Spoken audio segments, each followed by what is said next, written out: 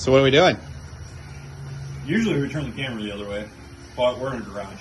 So, anyways, today we're working on man shed motors, 6.5 liter turbo diesel. We're gonna put head studs in this thing, right, Josh? Yep. Because we're gonna make a race truck, right? Ish. Ish. That's not a good answer. It's a family hauler. But anyways, so we're gonna tap all these lovely holes, and then we're gonna clean the decks real quick, and then we're gonna put studs in here, and then we're gonna put a head on here, and then we're gonna torque them on. So just trying to give you guys an idea of what goes in the head gaskets. First, it's easier to pull the engine out of the truck.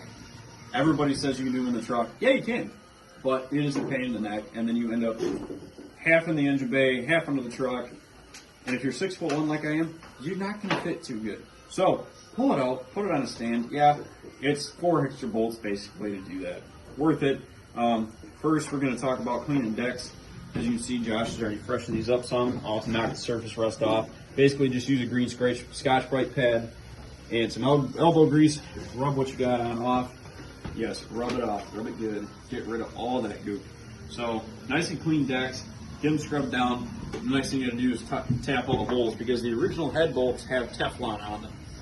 And that Teflon builds up inside these wonderful cavernous holes that are threaded for the head bolts to go into. And it doesn't come out.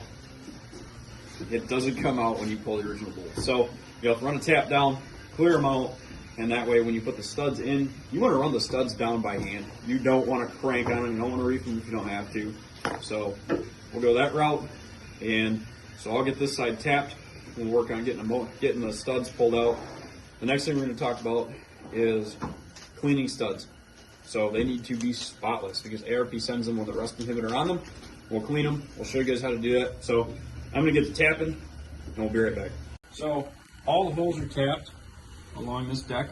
As you can see, there's still a little bit of debris instead of debris on the deck. So we're going to get a green Scotch-Brite pad and just give it a good heavy scrubbing. Before you put your ARP studs in, you need to clean the rust inhibitor off that ARP sends them coated in.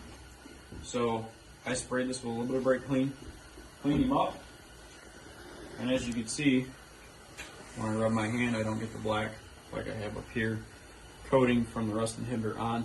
So when you tap these, do yourself a favor and just take a bare stud and run him in to every hole and verify. Now, see, that's bottomed out. That's tight. You don't want them 100% tight. Back them off just a little bit for when you go to put your nut on when the head goes into place, because then it'll torque with it and you don't pull the threads up into the deck and damage the deck and block. So we'll get all these cleaned, we'll get it prepped. We'll use our high temp thread locker, insert thread locker, and we'll just put a little dab will do ya on the threads. Now the nice part about this Loctite Permatex thread sealer is that it has a snout on it. So you can open it up, whoop, and out it comes. So that being said, all you do is a nice little layer on your stud, and it runs down to the block. So I'm going to go ahead and wipe this one back off, and we'll go ahead and brake clean a little bit down each hole, and we'll prep to put the heads on. Studs are squeaky clean, thanks to my assistant Jordan and my brother Eli. I'm not showing myself. I can't blame him.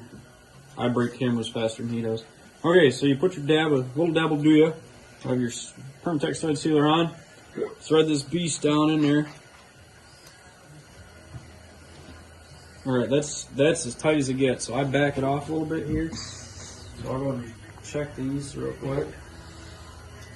And that way they're not so tight to the block that they could possibly crack a deck.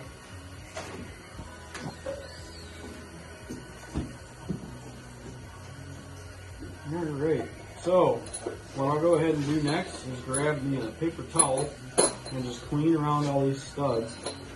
And that way, George's got you. thanks, Joe. And that way the base is clean before the gasket goes in. So just doing a quick little wipe job here. Keep your decks clean when you're working, because unless you like doing this twice, You want to keep it clean. Now, once you wipe all that off, can you hit it with brake parts cleaner to? It is not clean it up more? advised because if you get brake clean down in here on these little guys, it'll eat up this thread sealer. So you want to go ahead and take your time. And there you go. Helpful tips. Don't brake clean it. Yep. If you want to use brake clean when you're cleaning the deck, by all means, that's fine. But if you're just cleaning up your thread sealant here, don't spray it on there because you'll just tear it all up. So I'll get these wiped off. We'll get the gasket set in place. And we'll set a head down on here, and we'll move forward from there. Studs are threaded in. They're all verified, checked. Here's our new gasket. Now we go on one way. This hole towards the front. Okay.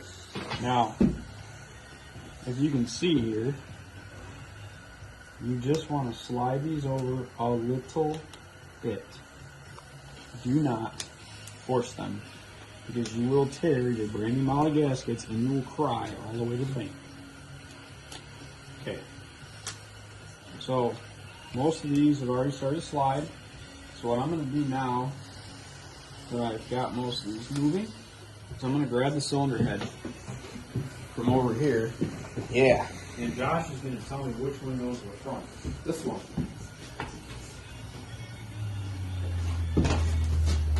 So this goes to the back? No, this one's the front. Okay, so I need to go. Oh, look.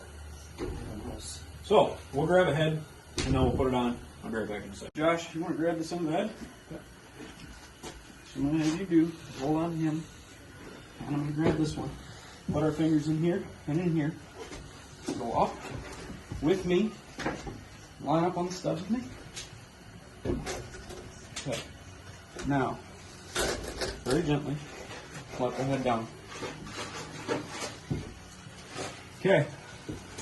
So your gasket is now compressed and the head is on. So now what you can do is verify that it's all the way down the dowel pins. Just give it a good tap, tap, tapping. Make sure that your studs are protruding through. Okay, so now, yes, please clean them. You'll clean the nuts and the washers. So we'll start to put these on, and then we'll use black RTV on the threads to lock these babies in place. So we got RTV on all our studs, we got washers on all our studs, we got nuts on all our studs, and now Jordan is holding the torque pattern, which you have to follow. So you do 30, 60, 90, 120 typically when you do these. So right now I'm on the 60 phase as I continue my way through all of these wonderful studs to properly torque the head on and seal it up. So as you can see, it's kind of just a quick pattern. It's a lot easier to remember when you've done more than one. I've done more than one and I still don't remember it very well. So use the book. Don't be afraid to check that out. But and ARP head studs does include a torque pattern. Yes, ARP does send the pattern and it is the same as stock. But if you have this book, it's page 103. Yes. Just highlight that. Yeah. It's 105. It's 2-105 in a Haynes manual. So sorry. It starts on 103. In case anybody is wondering about it. I read the entire instruction portion, and then you're like, we just need the pattern. I was like, okay. So yeah. At least I know. We're patterned, and we're cruising, and I'm torquing heads onto this thing. So I'll get down to the last portion. We'll get this one torqued down, and we'll start working on the other head, and we'll show you guys the finished product with both heads on the engine, and possibly rockers and push rods in. I agree with that. Wholeheartedly. Excellent. Okay, so head's on. It's torqued to 110 foot-pounds. Yes, my forearms look like Popeyes. Push rods are in place. Rocker arm, we're just going to set him in and start to thread these little fellas into place. All right, Josh, we'll do that. Okay. We'll get this one dropped into place. Okay, so our rocker arm torque is 40 foot-pounds. So we're going to start to just thread these in by hand. I believe they're 15 millimeter, but I could be highly mistaken. I'm going to take that as a yes. Yep. We're going to give Josh, that's the little fella here. 45? 40. Or, yes, sir. So we're going to go ahead and spin this down a little further. Alrighty. So, This one need to be pulled up a little, so it's down a little bit. yep. So one thing when you do this, you're going to want to try to keep your This one as well. push rods in place. It is not the world's easiest feat. So what's best to do is hold them in place and then take your torque wrench, put them on, and then start to spin this guy in. So the rockers actually have a recess in them. So once you get them so tight, they will hold onto these push rods. So this one's tight, this one's tight, this one's thinking about it, this one's tight. This is the only one that's being kind of ornery. So we'll get him down. Alright, so he's in that bucket now.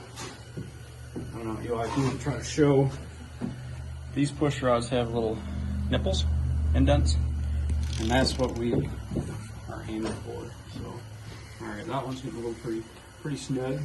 This one's feeling pretty good.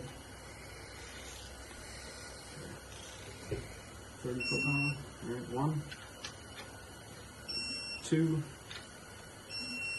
1, 2. Alright.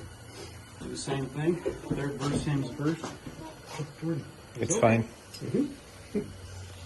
Here at Manshed Motors, as you can see, this went from a bare short block this evening to having resurfaced cylinder heads, left and right, rockers reattached, all our push rods in the proper location. As you can see, we used ARP head studs, studded the heads. So this thing is ready to rock and roll and go back in Mr. Josh's truck. He has an intake runner. And on top of the awesomeness to come, we will be running the Hummer / intake, and that way he can put this back in his 1994 Chevrolet K2500 with 342 gears. So, that said, here's head studs, here's rockers, here's the basics. Timing chain. Timing chain is also finished and completed, so we'll put this whole video together and compile it. I'll let Josh throw a couple of these bolts in quick, and we're going to do one last shot with the intake runners in place and the new upper intake. Alright, Manshed Motors engine. Just wanted to do one last quick thing and set our intake runners in place because this is the Humvee style intake, and wanted to put the new style upper intake in place. So, Josh, what do you think? Happy with it. I'll be even more happier once I get my hands on this, get this painted. It's going to be nice. I'm looking forward to having all this open room for activities. Yeah, I'm kind of excited about that myself, and also I'm excited because we could put tubes off here and make intercoolers. And so now we have head studs, we have a timing chain, we have the upper intake, the lower intake components are set on just to see where they go. And I hope you guys have enjoyed our time here with Manshed Motors. Josh, thank you for having us out. And make sure you go and check out Leroy Diesel. That's who I'm going through for everything else from here on out on this.